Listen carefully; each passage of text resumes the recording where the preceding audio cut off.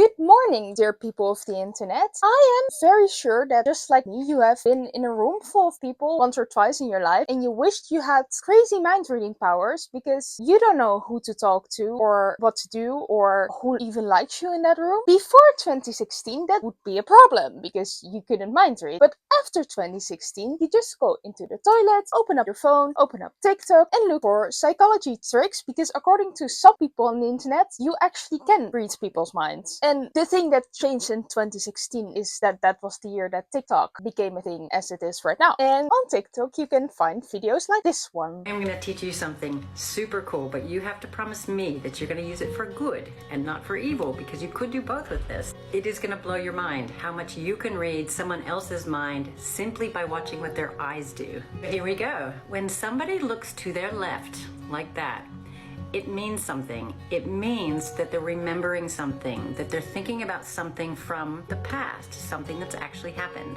It gets better because if someone looks to the left and they also look up like that, it means that they're remembering something, they're recalling something that's happened, but it's a specific kind of thing that they're remembering. They're actually remembering something that they saw, something visual. It could be an image, a picture of some sort, or a video.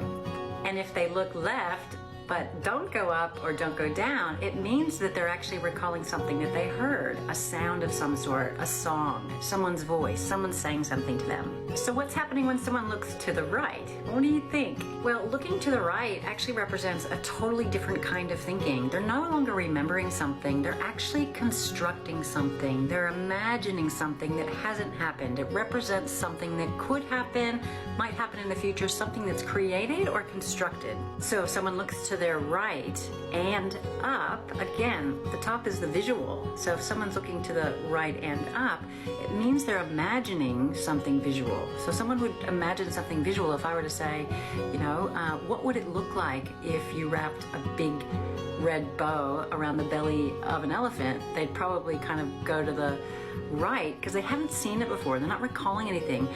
And they'd go up to the top where they'd be kind of constructing that image in their own head. This is why people say that you can tell whether someone's lying to you, whether they look to their left or look to their right, whether they're recalling something that's actually happened or they're inventing something in that moment.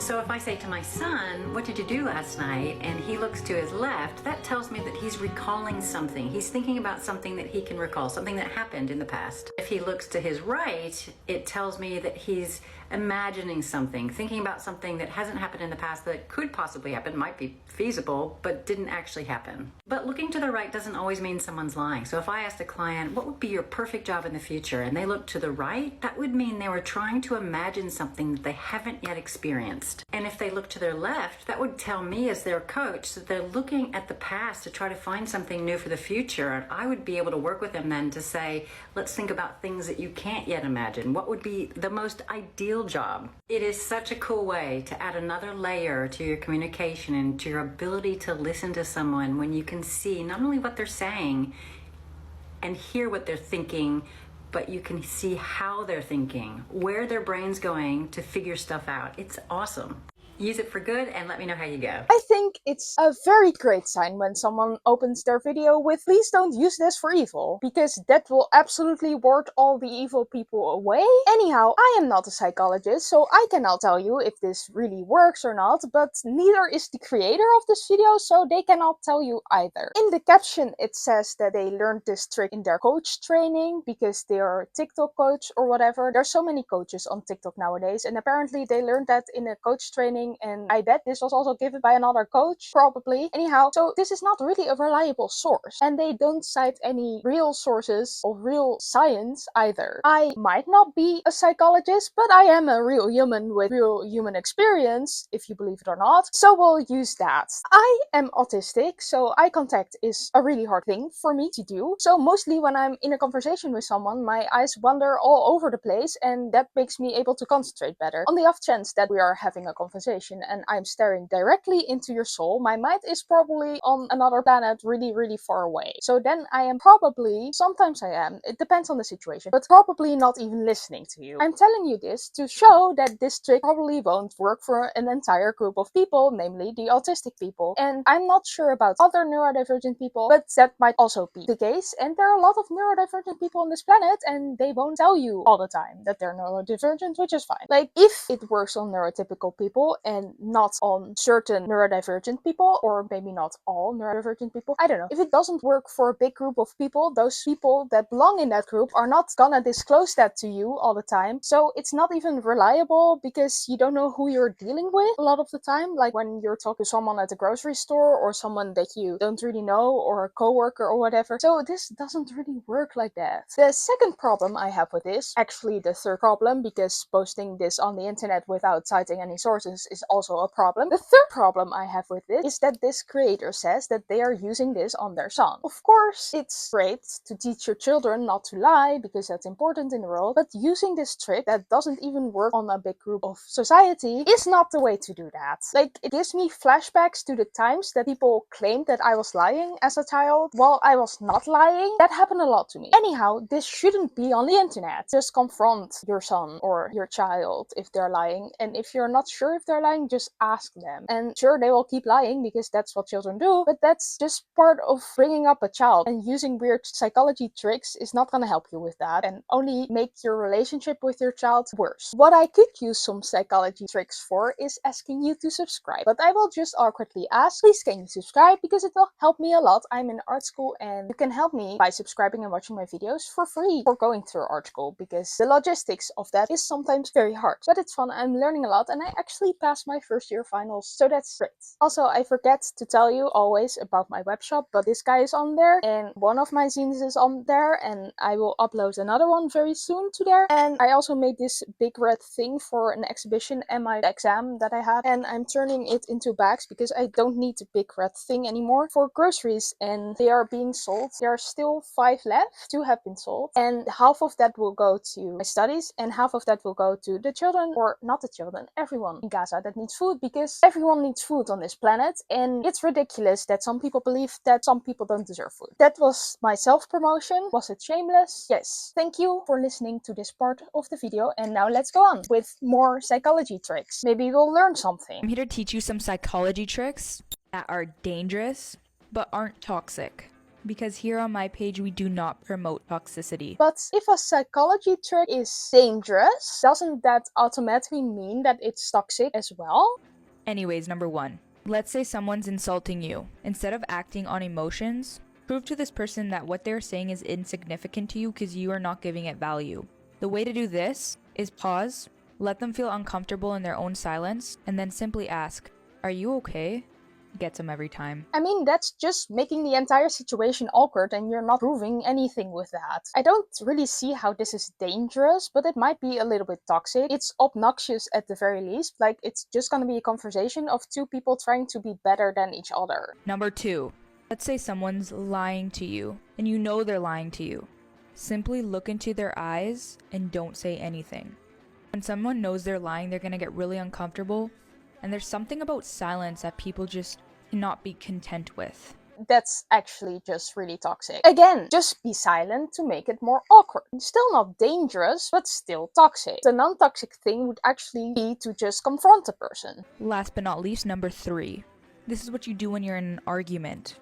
So please, by all means, if you take 1 point from this video, never yell at someone. Unless you're like cheering them on or something like that. But anyways, keep your voice calm in every single argument you have. Understand, in arguments, both parties' egos are heightened. You are not your ego, so don't identify with it.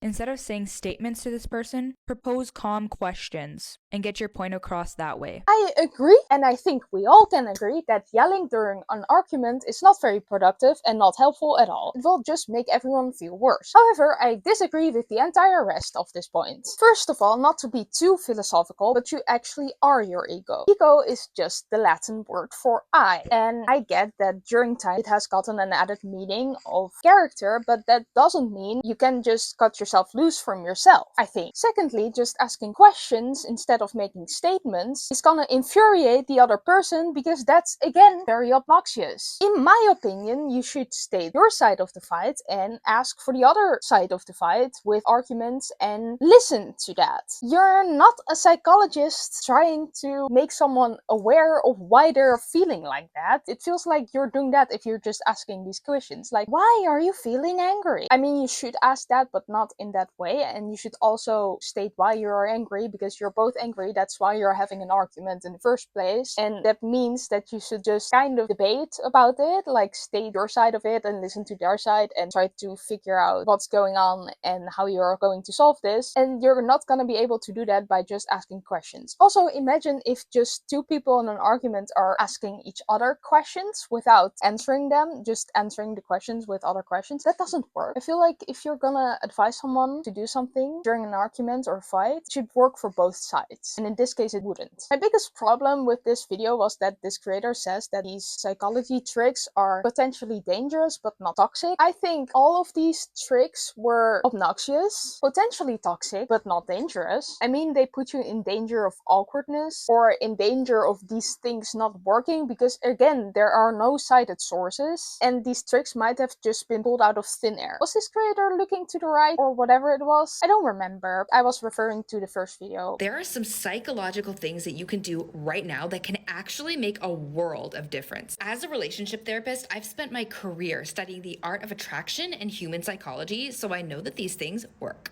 First thing you're gonna do is you're gonna take advantage of the reciprocal liking concept. When you see them in person, you are gonna act so genuinely excited. Oh my gosh, I'm so excited to see you and catch up. Now you're probably thinking, but Kimberly, shouldn't I be playing it cool? Like, shouldn't I wait for them to come up and talk to me? And the answer is absolutely not. You are gonna treat them like you have a very special connection. This is because we are psychologically primed to like people more when we know that they like us and see us as a good person. This isn't even a flirty thing at all. It's that they feel safe and seen with you and know you see them as a good person. Okay, so first of all, I really want to remind you that the term therapist is not a protected word or job, so anyone can call themselves a therapist. Psychologist would be, but therapist isn't. This person might have the knowledge, but we cannot be sure about that. Second of all, this way of greeting someone seems way over the top and not genuine at all. That might just be a cultural difference because I am Dutch and Dutch people look at American people as often way over the top and overly positive, while I've heard of American looking at Dutch people being overly harsh. But I still wanted to say something about that. Next thing you're gonna do is you're gonna point out something that is similar about the two of you. Like, oh my gosh, I can't believe we both love music. The human brain does subconsciously choose people who we view as similar to us. Next thing, when people, especially men, see bare skin,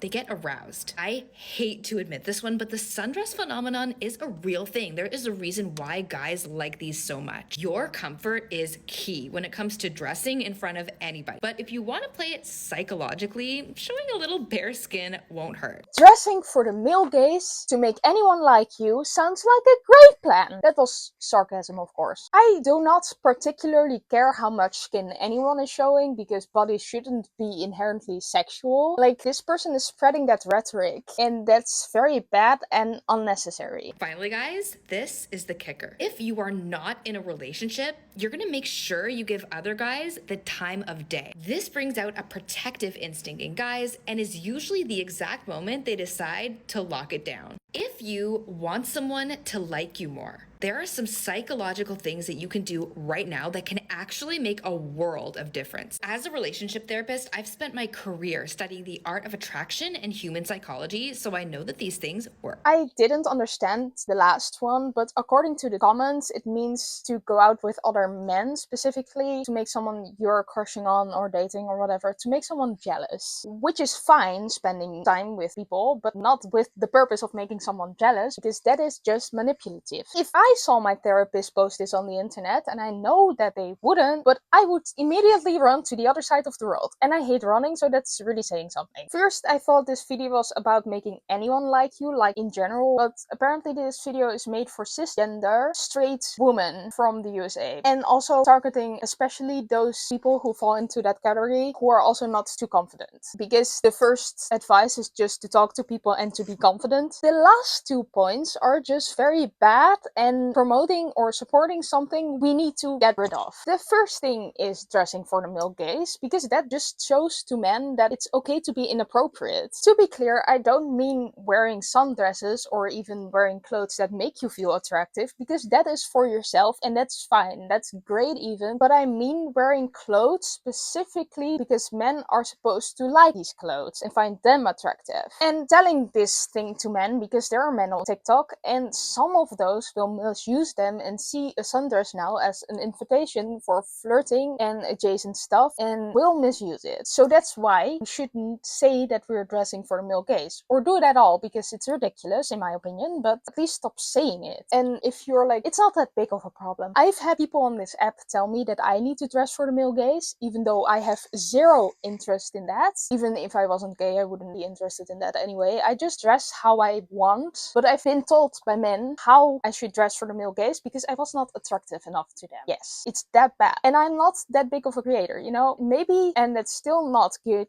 maybe you would expect that by someone who has tens, hundreds of thousands of followers. They do that with anyone that is not dressed enough for the male gaze and doesn't speak about having a husband all the time. So we should stop saying stuff like dress for the male gaze as woman, or we, I don't identify as a woman, but woman, anyone should stop saying to dress for the male gaze because it's making the world a bit less safe, at the very least. The other thing I have a problem with is telling people to try to make someone jealous. The other side of that is saying that it's okay to be jealous of your partner when they hang out with someone of the opposite gender or a gender they would be attracted to, which is very, very childish. Learn to trust someone first before you attempt a relationship. Like, I know that trust issues exist, especially in people who have been cheated on, which is very sad because cheating is bad, but those trust issues are inherently, sadly, but still the problem of the person having those trust issues, and they shouldn't be made the issue of the new someone or the partner that is not cheating. You should be able to hang out with your friends, no matter what gender they are. And trying to make someone jealous is just incredibly toxic and manipulative. I really hope this person isn't a genuine therapist therapying people. Like, that sounds mean, but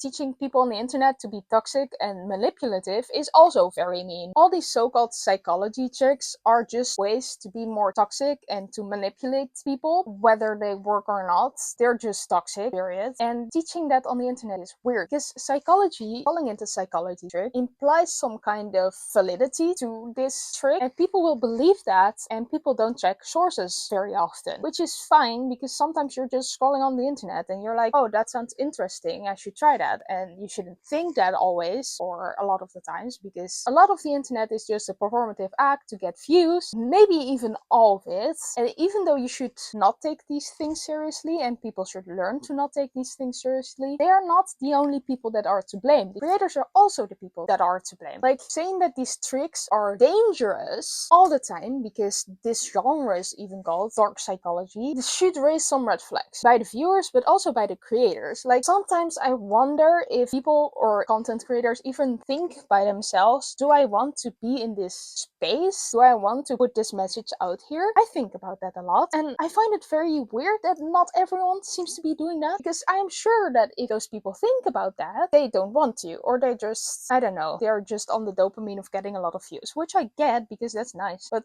shouldn't your morals be higher than that? That's my problem with this entire dark psychology bullshit, because those tricks also don't work most of the time. They will make your life worse for yourself if you use them. Anyhow, please stay away from toxic people, both on the internet and in real life. And thank you for watching my video. If you liked it, please press those wonderful shiny like and subscribe buttons, and then I will see you next time. Ciao!